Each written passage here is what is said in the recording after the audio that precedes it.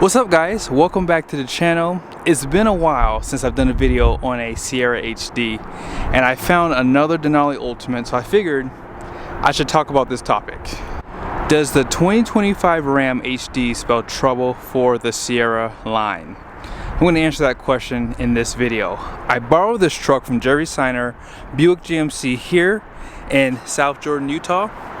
This truck is available for sale, so be sure to ask for Frank. Let them know you saw the video. Let's go ahead and check out the window sticker so you guys can see options and features. At the very top is the description with the colors for interior and exterior. And then this is a short listing of the standard equipment. Be sure to pause to see more. Base price comes in at $96,700. And starting off the options is that Gooseneck fifth wheel package. Onyx paint is $495, high idle switch, and destination is $1995 with a total price of $99,935. The Denali Ultimate is probably one of the most luxurious HD trucks in the segment. And when you consider the price point, it's actually the cheapest. Now obviously you do have the Silverado High Country, but there's a few features you cannot get on that truck that come standard on this one. I think that when it comes down to it, GM is still one of the best trucks in the market. Now that Ram has kind of come in with a whole new powertrain, new transmission, it really does attack the GM a little bit. But real quickly, I've always thought the Vader Chrome was the perfect front end design. Now for 2025, they did get rid of some of it. It used to be all throughout the grille, as well as on the top, but now it's just in the center. And so for me personally, I only like the Denali Ultimate in black, because with that black grille paint, it just looks a little off on every other color, I'll be honest. This truck does have the premium lighting, and I think they have some of the best headlight designs so far. Chrome recovery hooks down below. Most manufacturers are getting away from giving these to you, like Ford and Ram actually. They don't offer chrome anymore. All the trimming down below is painted in this black too, which looks great. Front parking sensors. They're the only HD truck that also gives you an active hood scoop. Ram gives you a fake one, just saying. Now, independent front suspension, double wishbone, 20-inch wheels, all-terrain tires. These are the Goodyear Wrangler Trail Runner ATs. LT 275/65/20. Ford offers the same size, so this is 34.1 inches tall. That's why these trucks look so big. Like when you get off to the side of them, man, these trucks are big. And GM is probably the biggest when it comes down to the standard bed segment because they have the largest bed. I mean, that bed's like what, 6 foot 10 inches, rounded off. The only thing about the GM line is they love chrome. This is the luxury truck, and they're stuck in the past when it comes down to luxury, because I love the Vader Chrome, but they still give you this bright chrome trimming. Even on that hood scoop you probably saw it. Here is that Ultimate badge, more of that Vader Chrome there. You have these lights that are for stationary. Let's go ahead and turn those on. I always show them, but I figured today maybe you want to see them on actually, right? So let's just hit that button there, and that does turn those on right there. Now you also have these lights. Let's go ahead and turn those on too. You have to push this button to turn those on, and there you go. These are for reversing at night if you are hooked up to a trailer. Also blind spot. They still don't power this. Chrome door handles, smart key system only on the front doors. They give you some chrome on those power deployable running boards. They also give you perimeter lighting on those too. And then out back, as I said, this is the largest bed. And GM really does think about their customers. Think of it like this. If you are someone that tows a trailer, they do offset the fifth wheel prep package slightly, which gives you better clearance when you're towing your fifth wheel trailer or gooseneck. But because the bed is a little bit bigger, this sits a little bit further back, so you're probably about 3 inches away comparably to like the Ford and even the Ram trucks, because they still put their fifth wheel prop package over the axle, or slightly before the axle, I would say, right? And of course you get really close to that cab unless you have a adjustable fifth wheel hitch that slides back a little bit. One thing else I like about GM trucks is they do give you probably the best leaf pack for single rear wheels. They give you the 5 leaves in the main one right there. That bottom leaf being a helper spring, and then you have 2 overloads. You can see the bump stop right there. Fabric material for the liner. Ford is kind of wishy-washy with giving you a liner. GM they just tend to give it to you, unless you get like the lower trim levels, that is. Now on the wheels, their wheels are controversial. I will be honest, everyone kind of complains about that. You have the steps on the side of the bed, front and rear. Full LED tail lights. They also give you a light for hooking up your trailer at night right there. Cameras, more of that Vader chrome on the badge, looks really good. They don't like to give you LED lights here. They still rock with the incandescent bulbs. Not sure why they do that. They have the camera provisions right here for your trailer, 7-pin. Also, they give you a automatic locker in the rear. Ram gives you an anti-spin for 3500 standard, which is basically the same thing. Rancho shocks. No one likes to give you a upgraded spare tire unless you get an off-road package. So AT4X gives you a full size matching wheel and tire. Wax coating on the frames. And with Denali Ultimate, they still give you this. So if you like the tailgate, you have a really nice sound system that goes along with it. 4 and 7-pin. They provide this handle, which makes it a little bit easier getting in. 400 watts of power comes standard. Ram gives that to you as well. Ford likes to withhold that for you unless you get the 2 kilowatts, which is $1,000. You have 2 cameras, one for bed view, one for the rear view camera, all LED lights, power sliding glass with defrost. And there's multi-functions with this multi-flex, or multi-pro tailgate, excuse me. Multi-flex is that Chevy. And then here's a nice side view. So let's talk about it. GM has been running the codename L5P since 2018. Now normally they do change that once they do major overhauls, although this engine did see minor updates for the 2024 model year. So let's talk about the new Ram truck. Does that new powertrain and drivetrain spell trouble for GM? I'm going to answer that question like this. GM has some work to do. That's what I will say.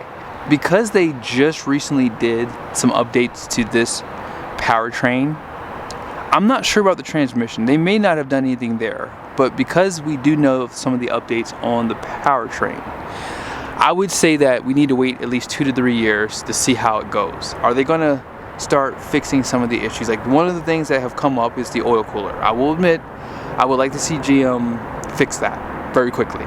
Now, is that widespread? I don't think so, because I want to say from the few emails that I've gotten from other people, other dealers, it's not as widespread. However, the 10-speed tends to be something that comes up. Now, Ford and GM did co-develop the half-tons 10-speed together.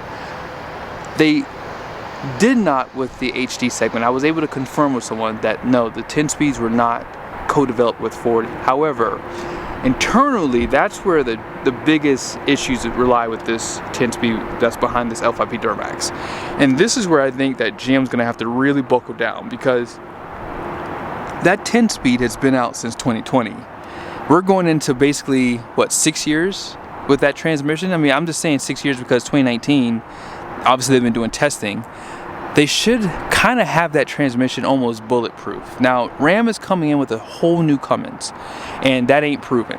However, the ZF that's behind it, that transmission has been out for a while, and other companies have been using it. So when it comes down to reliability, the only outlier is, can it handle the power, right? That's the only thing. Like once people start getting some miles on that transmission and obviously that engine, we'll have to wait and see, but GM has some work to do here. I like the fact that they have fixed things on this engine. For example, when they were using the CP4, they did go with something way more reliable, which is the Denso fuel pump and injectors, and I don't ever hear people complain about that. I've never once had someone say, oh yeah, my Denso fuel pump failed. Never heard of it. So with that, I think that the L5P is still a good engine. I wouldn't tell you not to buy this truck unless I knew something clearly that GM is doing wrong, but I think GM needs to do right by the customers, and they need to fix things quickly. It shouldn't take time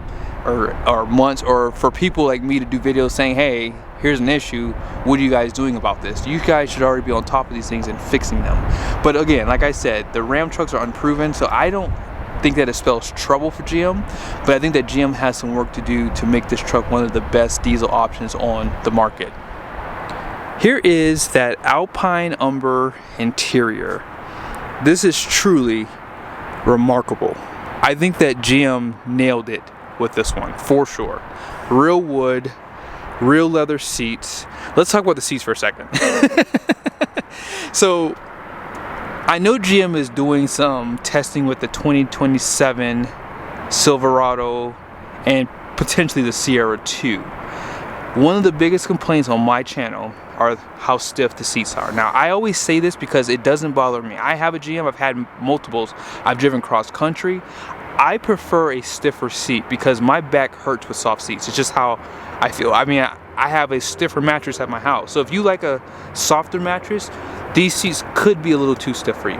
Now, the bolstering is adjustable. Actually, there's 16-way seats, so there's a lot of different adjustabilities you can do. Now, you cannot adjust the bottom bolstering, but you can up top here. But you have a shoulder support here, and you have a massage function for the top too. Love the stitch patterns, love the piping. Just a great seat. And yeah, they've just done a great job overall with this truck.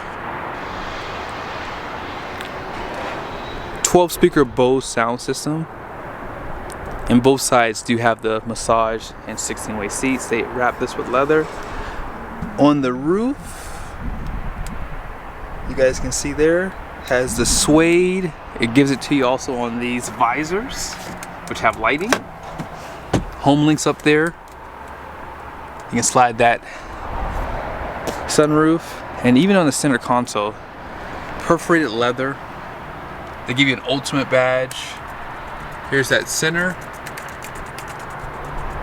And then they give you some storage up here.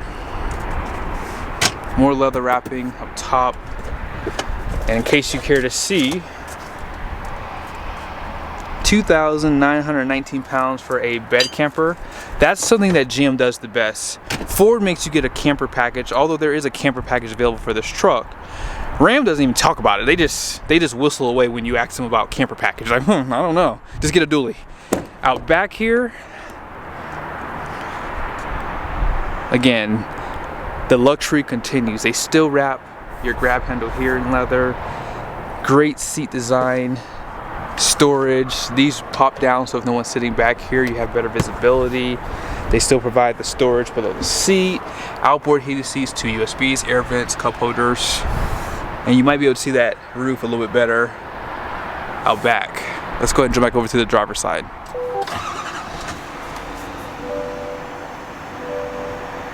On this side here, you have your drive modes, full drive auto. No other HD Super Duty truck has that. Multiple drive modes, so you have off-road, normal, and then tow haul. 12-inch screen, 13.4-inch display on this side. Also, 360 camera view, and as I said, bed view.